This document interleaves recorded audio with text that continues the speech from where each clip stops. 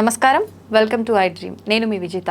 ప్రస్తుతం మనతో పాటు ఉన్నారు ప్రముఖ జ్యోతిష వాస్తు పండితులు బ్రహ్మశ్రీ తిరుపతి మూర్తి అవధాని గారు మనతో పాటు ఉన్నారు. ఇప్పుడు గురుగారితో మాట్లాడి అక్షయ తృతీయ విశేషాల గురించి తెలుసుకుందాం. నమస్కారం గురుగారు. ఓం శ్రీ మహాగణాధిపతయే నమః. గురుగారు, అక్షయ తృతీయ రాబోతోంది మే 10వ తారీఖున. కరెక్టేనా గురుగారు? ఆ రోజేనా? అయితే అక్షయ తృతీయ అనగానే అందరూ తెగ హడావిడి చేస్తుంటారు, బంగారం షాపులన్నీ కిటకిటలు ఆడుతూ. అవును, ఆయన చెప్పినట్టు నాగార్జున గారు చెప్పారని చెప్పి కళ్యాణ్ జ్యువెలర్లో కొంటూ, వెంకటేష్ గారు చెప్పారని చెప్పి మనపురంలో పెడుతూ ఉంటారు. అవును, ఆ రోజు కొనాలని కొంటారు, అవసరానికి పెట్టేస్తుంటారు అంతే. అయితే గురుగారు, టాపిక్లోకి వస్తే, మామూలుగా అక్షయ తృతీయ అనగానే నా చిన్నతనం నుంచి కూడా నేను వింటున్నా, బంగారం కొనుక్కోవాలి. ఆ రోజు కనుక మనం బంగారం కొనుక్కుంటే మనకు కుటుంబం అనేది అభివృద్ధి చెందుతూ ఉంటుంది, లక్ష్మీదేవి మనకు ఎక్కువగా వృద్ధి కలుగుతుంది అని చెప్పి అంటుంటారు.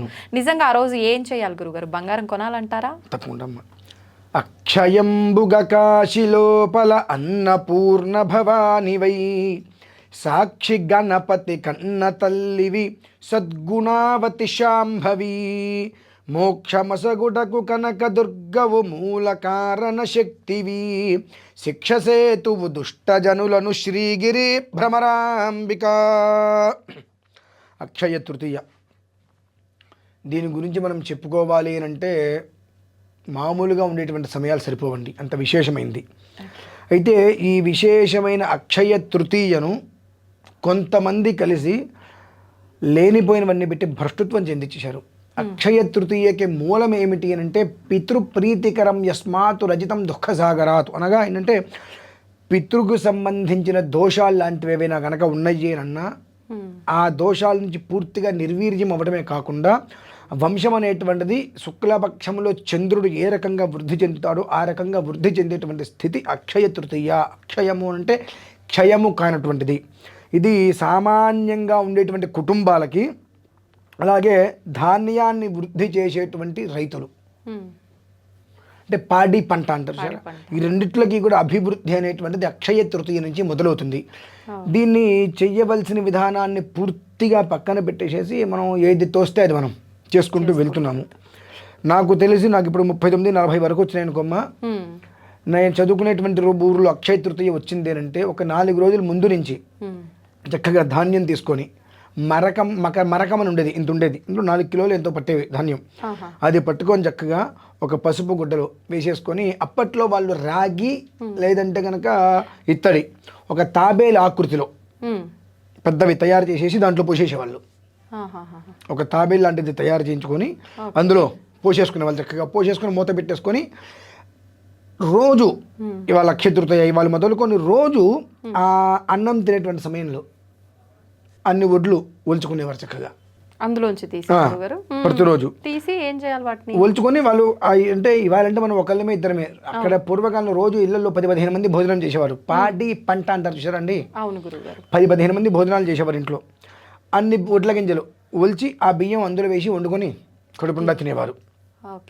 అలానే రెండోది మనకు వెదురు వాటితోటి ఒక తడికెళ్ళ తట్ట లాంటిది ఉండేది పెద్దది, బుట్టలు, అవి కూడా ఒకటే బుట్టలు చేయించేవాళ్ళు. లేదంటే కనుక రాగి అటువంటి వాటితో తయారు చేయించి ధాన్యం మొత్తం అందులో నింపి పెట్టేవారు.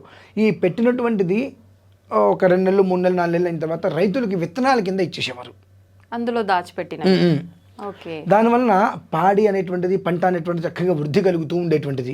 ఎందుకంటే ఎప్పుడైతే కనుక ఓషధ యస్సంవదంతే సోమేన సహరాజ్ఞ అనేటువంటి స్థితిలో ఆ మంత్రంతో వాటిని పెట్టేసినప్పుడు ఆ జీవం అనేటువంటి బాగా అందులో వృద్ధి చెందుతుంది. వాటిని పంటలాగా వేసుకునేవారు. ఎట్లా మన పూర్వీకుల్లో దేవాలయాల్లో పైన కలశ స్థాపన చేసేటప్పుడు ధాన్యాలు పెట్టేవారు. ఆ ధాన్యాలనే ఒక 50 సంవత్సరాలకు 100 సంవత్సరాలకు విత్తనాల కింద తీస్తూ ఉండేవారు. అలా పెట్టుకుంటూ వచ్చేవారు. అది క్రమేపీ ఏమైంది, అక్షయ తృతీయ అనగానే బంగారం కొనండి, అక్షయంగా ఉంటుంది అని ప్రమాణంలో ఎక్కడా బంగారం కొనమని లేదండి, వెండి మాత్రమే కొనమని ఉంది. ఎందువల్లనంటే పితృదోషానికి వెండే ప్రధానం. బంగారం అనేటువంటిది మనం ఎంత కొంటామో అంత అప్పులు పాలవుతాం మనం. వెండి అనేటువంటిది ఎంత కొంటే అంత వృద్ధి, ఎంత ఇస్తే అంత వృద్ధి. వెండి మాత్రమే మనం దానం ఇవ్వాలి. ఒక చిన్న గ్లాస్ అయినా కప్ అయినా తీసుకొని దాంట్లో నీళ్ళో పాలో పోసి మన పరిసరాల్లో ఉండేటువంటి దేవాలయానికి వెళ్ళి, అక్షయ తృతీయ అంటే మన గోత్రము పేరు ఏమీ అక్కర్లేదు, అక్షయ తృతీయ కాబట్టి వసంత మాధవ ప్రీత్యర్థం పయః పాత్ర, పయ అంటే పాలు లేదా ఉదక పాత్ర, ఉదకం ఉంటే నీళ్ళు పోస్తే నీటి పాత్ర, పయ అంటే పాలు పోస్తే పాల పాత్ర, చేతిలో పెట్టి నమస్కరించుకొని వచ్చేయటమే. ఓకే. దానివల్ల మనకు తరతరాలకి తరగనటువంటి అక్షయం అభివృద్ధి అనేటువంటిది కలుగుతుంది. రెండు, దీనికి ప్రధానమైన అంశము నేను గత కొన్ని సంవత్సరాలుగా చూస్తుంది, లాస్ట్ సంవత్సరం నేను చేశాను, అది చాలామంది నుంచి నాకు అద్భుతమైనటువంటి రివ్యూస్ వచ్చినాయి. ఏం చేస్తారు? అది దృష్టిలో ఉంచుకొని అందరికీ కూడా ఉపయోగపడుతుందని చెప్పి ఈసారి కూడా నేను చెబుతున్నాను. మనకు వెండివి తీసుకొచ్చానమ్మా, తాబేలు.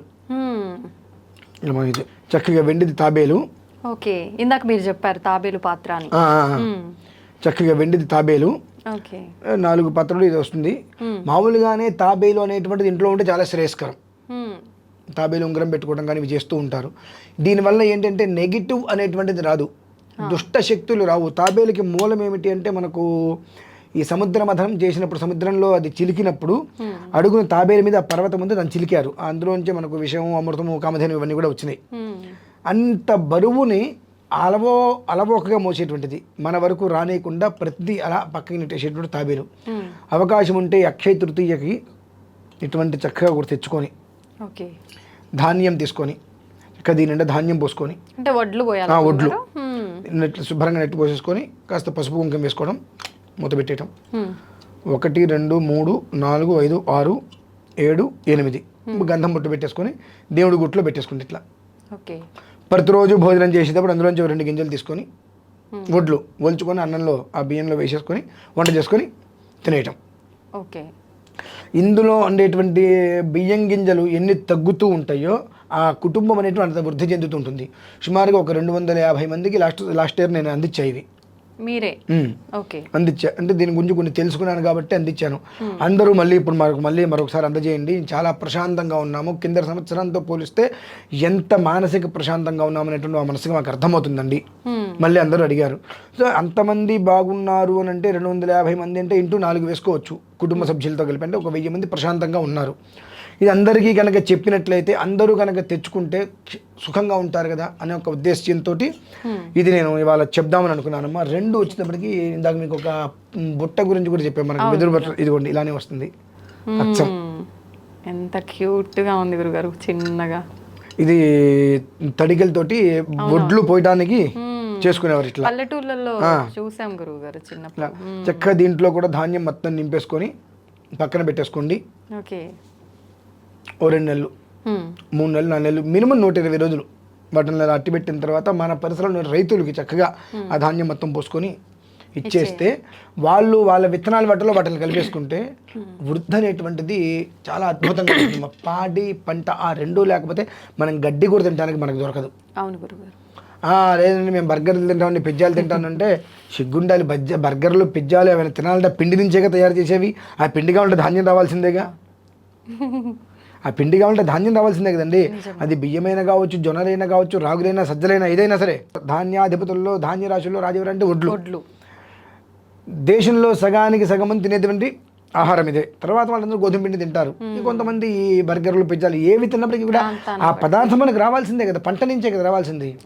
పంట బాగుండాలంటే పాడి బాగుండాలి, పంట బాగుండాలి అంటే పాడి బాగుండాలి. మరి అదేంటంటే అవును, ఆ పంట ఎంత వృద్ధి చెందుతుందో అంత గడ్డి వస్తుంది. ఆ గడ్డి పాడి ఆవులకి, గెదలకి అవి పెడుతుంటే అవి పాలిస్తూ ఉంటాయి. అవి పాలిస్తున్న కొద్దీ వాటికి పంటగా వాటికి పెడుతున్న కొద్దీ వాటి నుంచి పేడ వచ్చేటువంటి ఎరువు కిందకి వెళ్తుంది. మళ్ళీ ఆ రెండింటికి అనుసంధానం అండి. ఇవి ఇప్పుడున్న కాలంలో జనరేషన్లో ఎవరికి ఏవి తెలియదు. కాబట్టి అక్షయ తృతీయకి నేను బంగారం రూపు కొన్నాను, ఒక ఉంగరం కొన్నా, ఇవి తీసుకెళ్ళి అక్కడే పెట్టి ఇవన్నీ వద్దు. చక్కగా చిన్న తాబేలు తెప్పించుకోండి. 250 మందికి కింద సంవత్సరం నేను అందించాను.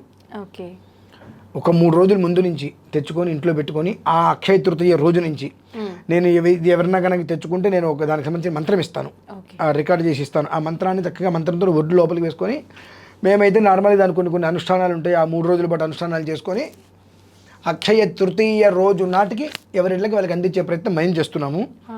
వాళ్ళు ఎవరైనా 3 రోజుల ముందు తెచ్చుకుంటే ఉపయోగం. నేను ఆ పూటకు తెచ్చుకుంటే ఉపయోగం లేదమ్మా. ఆ రోజు నాడు మనం తెచ్చుకున్న దాంట్లో నుంచి పదార్థం మనం వినియోగించాలి. తెచ్చుకోవడం కాదు, తెచ్చుకున్న దాంట్లో పదార్థం మనం వినియోగించాలి. కృష్ణ అక్షయం ఈ పదం గుర్తుపెట్టుకోవాలి బాగా. ఈ ఒడ్లు మొత్తం వేసేసిన తర్వాత పక్కన పెట్టుకొని ప్రతిరోజు ఆ ఒడ్లోంచి 2-3 గింజలు తీసి అన్నంలో వేసే ముందు అన్నం బియ్యం మొత్తం కడిగేసి పొయ్యి మీద పెడతాం. అప్పుడు ఉడకడానికి అప్పుడు ఈ 2-3 గింజల్ని కృష్ణ అక్షయం అనుకుంటూ వేసేయాలి. అంటే ఇంకెప్పటికీ కూడా తరగని సంపద అనేటువంటిది కుటుంబంలో ఉండాలి. దానికి ఏది ప్రధానం అంటే కేవలం కూడా వెండే. అంటే పితృప్రీతికరం యస్మాతు, ఈ ఒక్క దోషాలన్నీ పోవాలంటే ప్రధానమైనది పితృదోషం. ఆ పితృదోషం హరించుకుపోవడానికి మూలమైనటువంటి రోజు అక్షయ తృతీయ. తృతీయ అంటే మనకు 3, అక్షయం అంటే క్షయము కానటువంటిది. ఈ 3 అనేటువంటిది జ్యోతిష్ శాస్త్ర ప్రమాణం మనం వెళ్తే సోదరస్థానం. అంటే మనకు బలం ఎవరు? సోదరులు, తల్లిదండ్రులు.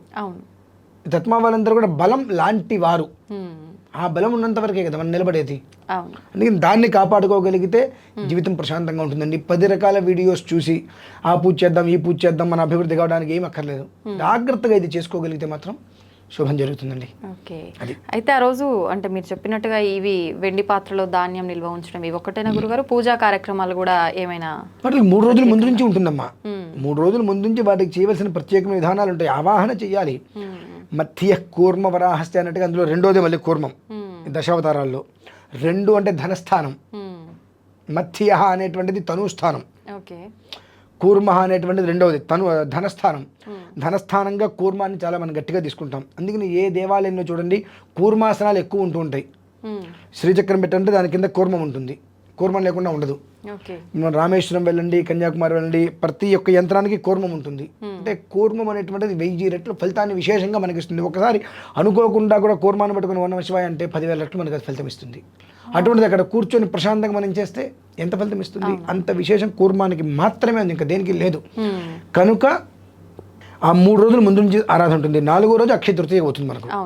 ఆ అక్షయ తృతీయ ఈ మొదటి 3 రాత్రులు దానికి చేయాల్సిన అర్చనలు చేసుకుంటూ 4వ రోజు మధ్యాహ్నం భోజన సమయానికి ఆ పదార్థాన్ని వాడి కృష్ణ అక్షయం అంటూ ఆ భోజనం తినగలిగిన రోజు నాడు ఆ వృద్ధి అనేటువంటిది దినదినం మనం చూస్తామన్నా.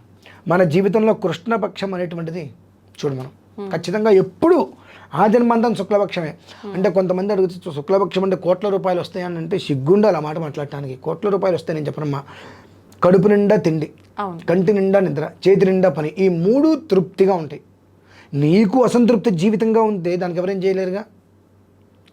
ఇవాళ నా ఇంట్లో అయ్యో బియ్యం లేదే అనేటువంటి స్థితి రాదు, నా చేతిలో రూపాయి లేదే అనేటువంటి స్థితి రాదు, ఇవాళ నాకు పని లేదే అనేటువంటి ఈ 3 లేకుండా అయ్యో నాకు నిద్ర పట్టట్లేదు, ఏదో అప్పులు ఉన్నాయనేటువంటి ఆలోచన రాదు. ఇవి లేకుండా ఉండే జీవితం తృప్తే కదా. నీకు కొత్త కొత్త కోరికలు, గొంతెమ్మ కోరికలు కోరుకుంటే అది అసంతృప్తి జీవితం. అప్పుడు నీకు ఎన్ని చేసినా ఉపయోగం లేదు. ఆ తృప్తి అనేటువంటి దీని ద్వారా మీకు వస్తుందమ్మా ఖచ్చితంగా. అది విషయం. అయితే ఈ బంగారం కొనడం ఇదంతా మనకు మనం ఏర్పాటు చేసుకుందే, నియమం లేదు. వెండి మాత్రమే ప్రధానం. అది కూడా అవకాశం ఉంటే మాత్రం కూర్మాన్ని తెచ్చుకోమనండి. తర్వాత ఇటువంటి బుట్ట చిన్నదైనా సరే ఇటువంటి బుట్ట కూడా తెచ్చుకొని కూర్మం అనేటువంటిది తెచ్చుకొని అందులో కనుక పోసుకోగలిగితే ఆ జన్మ సహస్రేషు సుఖంగా ఉంటారమ్మా. మరి ఇవి తెచ్చుకోవడం వీలు కాని వాళ్ళు గురువుగారు? వీలు కాకపోతే ఏముందమ్మా, వెండి షాపులో ఆర్డర్ ఇస్తే ఇస్తారు. నాకు ఇట్లా కావాలండి, ఇప్పుడు మనం వీడియోలో చూపించాం, ఆ ఫోటో తీసుకెళ్ళి వాళ్ళకి స్క్రీన్ షాట్ తీసుకొని నాకు ఇలాంటి తాబేలు బొమ్మ కావాలి అంటే వాళ్ళు చేసిస్తారు. ఇక కాదు కూడదు అంటే మనకి కాల్ చేసినా దానికి మనం ఏర్పాటు చేయవచ్చు. ఇవన్నీ ఏమొద్దు, మేము మామూలుగా ఇంట్లో పూజా విధానం ఏ రకంగా చేసుకోవాలి అలా కూడా అంటే ఫలితం ఉంటుందా అనుకునే వాళ్ళకైతే ఇప్పుడు కొన్ని రోజులు కొన్నిటికి ప్రత్యేకత ఉంటుంది. ప్రత్యేకత ఉన్న రోజు నీకు ఆ ప్రత్యేకతకే విశేషం. అవును, నేను మామూలుగా చేసుకుంటాను అంటే నువ్వేం చేస్తున్నావు, 5,000 పెట్టు 6,000 పెట్టు 1 గ్రాము కొనుక్కుంటున్నావు. అవును, 5,000 6,000 పెట్టు ఒకటి కొనుక్కో, జీవితకాలం నీకు ఇంట్లో ఉంటుంది, అది వృద్ధి చూపిస్తుంది కదండి. మనకు వృద్ధి కావాలా లేదంటే నిష్ప్రయోజనం కావాలా? మన ఇంటికి వచ్చేటువంటి వస్తువు మళ్ళీ బ్యాంకుకి వెళ్ళకూడదు, తాకట్టుకు వెళ్ళకూడదు. వెళ్ళకుండా ఉండేటువంటి వస్తువు కావాలి. ఎవరినైనా ఒకసారి గమనించండి, 10 సంవత్సరాల పాటు ఒక వస్తువు మన దగ్గర ఉంది, అనుకోకుండా ఇవాళ అది తాకట్టుకు వెళ్ళింది, ఆ జన్మాంతము అది మన దగ్గర మ్యాక్సిమం ఉండదు. మన దగ్గర డబ్బులు వస్తే విడిపిస్తాం, మళ్ళీ తాకట్టుకు వెళ్తుంది, అలవాటు పడిపోతుంది. అది బంగారానికి ఉన్నటువంటి అవలక్షణం ఏమిటి అంటే మన దగ్గర ఉన్నంతకాలం మన దగ్గర ఉంటుంది. కర్మకాలు ఎప్పుడన్నా బ్యాంకులో తాకట్టుకు వెళ్ళింది, రావడం బయటికి రావడం అంత తొందరగా రాదు. వచ్చినా మళ్ళీ మన దగ్గర అన్ని రోజులు నిలబొందదు, అది వెళ్తూనే ఉంటుంది. ఆప్షన్ ఏం లేదా గురుగారు అట్లా వెళ్ళకుండా చేయడానికి? ఉన్నాయి 100 చెప్తాం. మనల్ని మనం కంట్రోల్ చేసుకోవడమే ఆప్షన్. ఓకే. మన సంపాదన ఎంత, మన వ్యవస్థ ఎంత, మనం ఎంతలో ఉంటే బాగుంటుంది అనేటువంటి మనల్ని మనం నిరోధించుకోవాలి, అదే ఆప్షన్. దీనికి ఏదో మంత్రం పెడితే నిలబడుతుందని అనేమాట పచ్చి అబద్ధం, ఏమీ లేదు. ఎందుకంటే నా మనస్సు నాకు కంట్రోల్లో, నా బుద్ధి నా కంట్రోల్లో లేనప్పుడు ఎన్ని మంత్రాలు అంటే ఉపయోగమే ఉందండి? ఆ రెండు నా కంట్రోల్లో ఉంటే నా సంపాదన ఏంటో నేను ఆలోచించుకుంటా, అంతే కదండి. నిజం గురువు గారు, అది విషయం. థ్యాంక్ యూ గురుగారు, చాలా మంచి విషయాలు తెలియజేశారు. అక్షయ తృతీయ మీద ఉన్న అపోహలనే చెప్పాలి, అవన్నీ కూడా ఈ వీడియో ద్వారా క్లియర్ అవుతాయని అనుకుందాం గురుగారు. Thank you.